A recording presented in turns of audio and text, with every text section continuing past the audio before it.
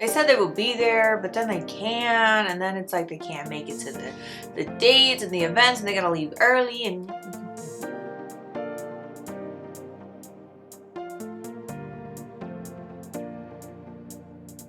hey girl, hey, how's it going? I remember when I was single, I used to have a bunch of friends who were couples who were engaged and getting ready to get married. And then once they got married, it just felt like they couldn't hang out like they used to. It would always be out all the time. Like, I thought things weren't gonna change between us. Isn't that what everybody says right before they get married? And then the kids came and psh, I thought I knew what I was getting myself into when I had kids. Nah, I was just not in the know.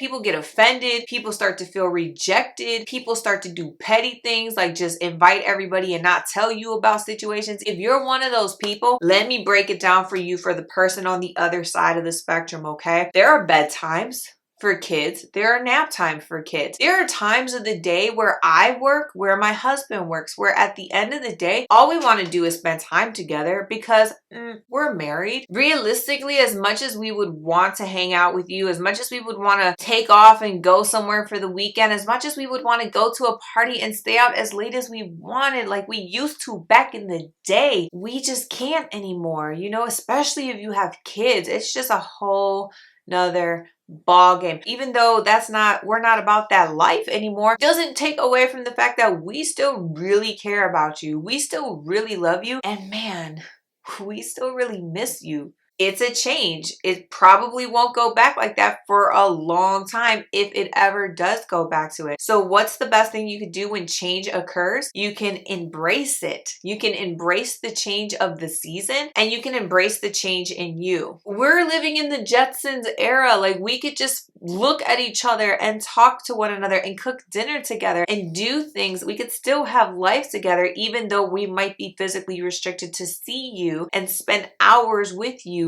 when kids go to bed. So if you're looking to be a supportive friend when somebody gets married and they get whisked away, or when somebody has kids and they're tied down to the children, then I would say the best thing you can do is offer up a whole lot of grace. Know that you have not been abandoned nor forgotten. We still love you. We miss you. And just have a little bit of mercy when you plan things and vice versa. A lot of the times we think that because we can't do the things the way we used to do, that we can't do anything anymore. And that's not the case. We can always do something where we can find some middle ground and come together to love on one another, which is what we really want at the end of the day. Thanks so much for watching today's video. If you are curious as to whether or not you're trusting God when it comes to your relationships and your friendships, then I encourage you to go ahead and download the free Love Trust Test today. You can do so by clicking the link below in the description box. And until next time, I just want to go ahead and say that I love you,